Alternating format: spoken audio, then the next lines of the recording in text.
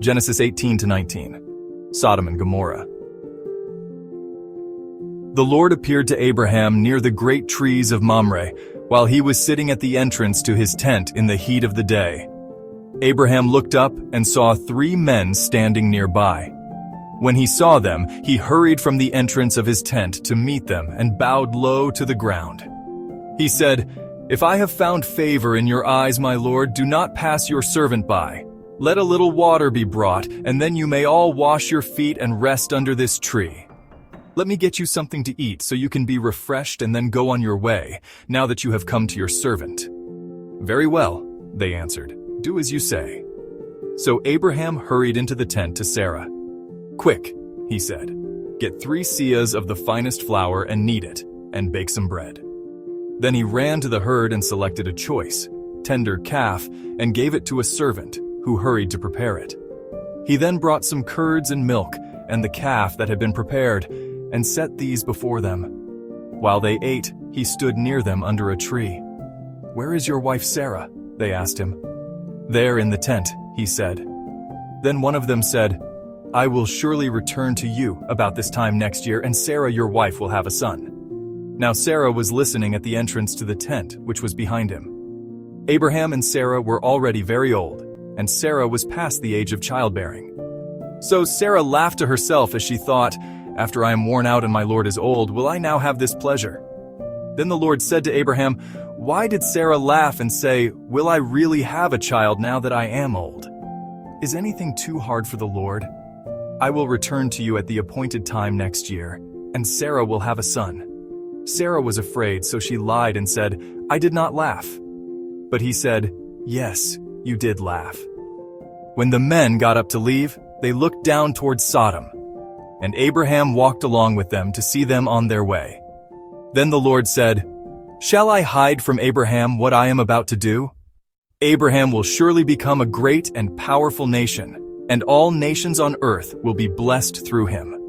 For I have chosen him, so that he will direct his children and his household after him to keep the way of the Lord by doing what is right and just, so that the Lord will bring about for Abraham what he has promised him."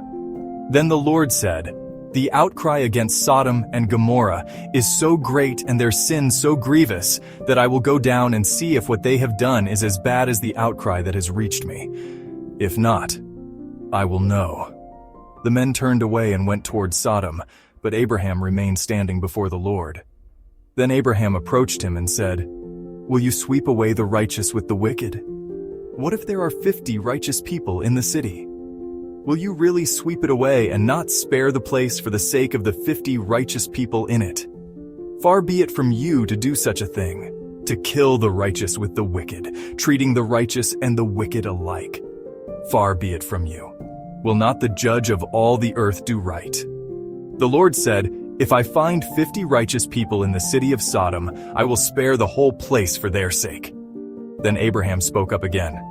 "Now that I have been so bold as to speak to the Lord, though I am nothing but dust and ashes, what if the number of the righteous is 5 less than 50? Will you destroy the whole city for lack of 5 people? If I find 45 there," he said, "I will not destroy it."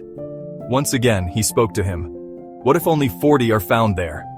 He said, "For the sake of 40 I will not do it." Then he said, "May the Lord not be angry, but let me speak. What if only 30 can be found there?"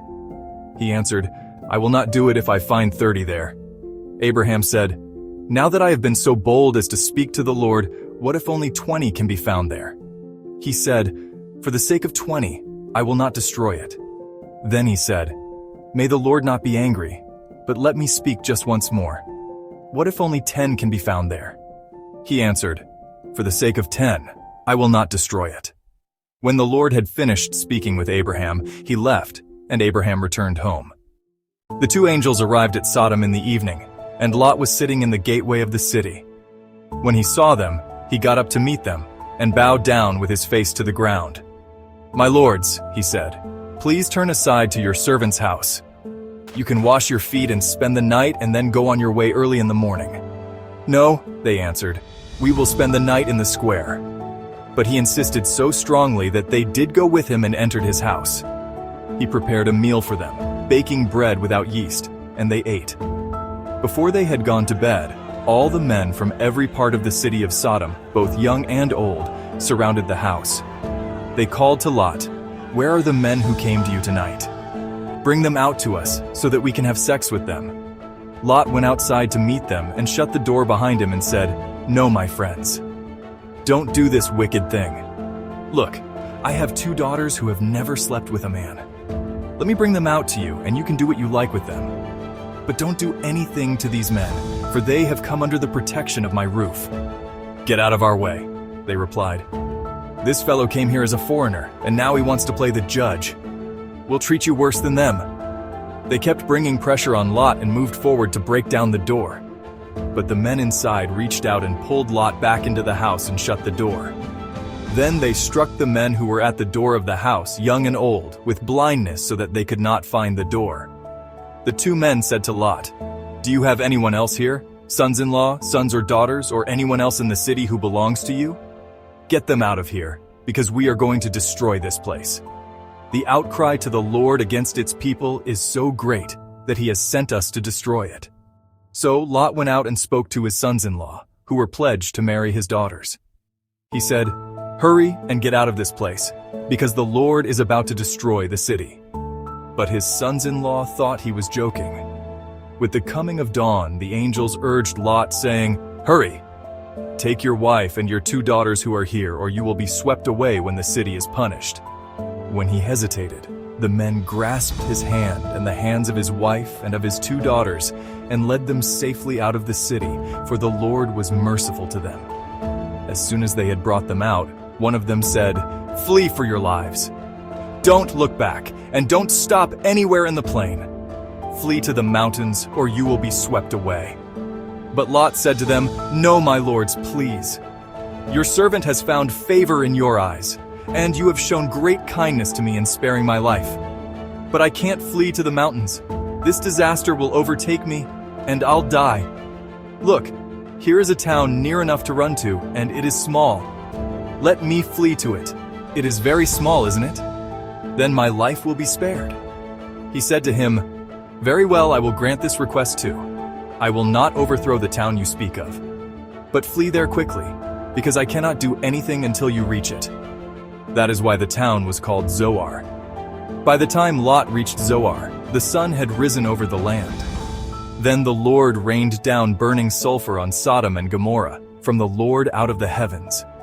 Thus he overthrew those cities and the entire plain, destroying all those living in the cities and also the vegetation in the land.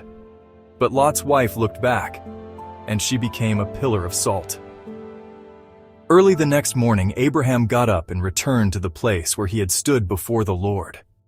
He looked down toward Sodom and Gomorrah, toward all the land of the plain, and he saw dense smoke rising from the land, like smoke from a furnace. So when God destroyed the cities of the plain, he remembered Abraham, and he brought Lot out of the catastrophe that overthrew the cities where Lot had lived. Lot and his 2 daughters left Zoar and settled in the mountains, for he was afraid to stay in Zoar. He and his 2 daughters lived in a cave. One day, the older daughter said to the younger, "Our father is old, and there is no man around here to give us children, as is the custom all over the earth. Let's get our father to drink wine and then sleep with him and preserve our family line through our father." That night they got their father to drink wine, and the older daughter went in and slept with him. He was not aware of it when she lay down or when she got up. The next day the older daughter said to the younger, "Last night I slept with my father.